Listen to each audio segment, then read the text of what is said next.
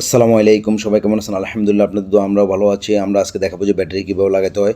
এটা হলো মাইনাসটা আসে বডি থেকে। আপনারা ইনশিওর করবেন মাইনাস বডি থেকে আসবে। এরপরে প্লাস আর মাইনাস দিয়ে জয়েন করে সিরিজ করবেন 24 ভোল্ট।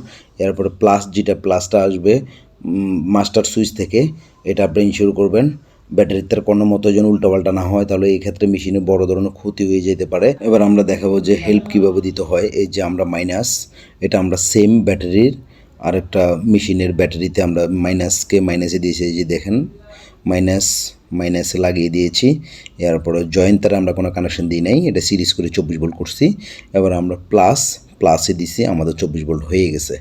এইভাবে কোনো মতো উল্টা করা যাবে না। এবার আমরা দেখো যে ব্যাটারির ভোল্টেজ কত আছে, মেশিন বন্ধ অবস্থায় ব্যাটারির ভোল্টেজ কত আছে, 24 ভোল্টেজ আছে। এবারে আমরা দেখেন প্লাস আর মাইনাস দিয়ে ভোল্টেজ চেক করতেছি, 24 ভোল্টেজ আছে। এখন আমরা মেশিন স্টার্ট করব। স্টার্ট করার পরে অল্টারনেটরটা প্রপারলি হইতে 100% কাজ করে কিনা আমরা দেখব। মেশিন স্টার্ট হয়ে গেছে। এখন আমাদের চার্জ বাড়তেছে 25 ভোল্ট, আস্তে আস্তে ভোল্টেজ বাড়তেছে। ওকে, আমাদের অল্টারনেটর 100% কাজ করতেছে।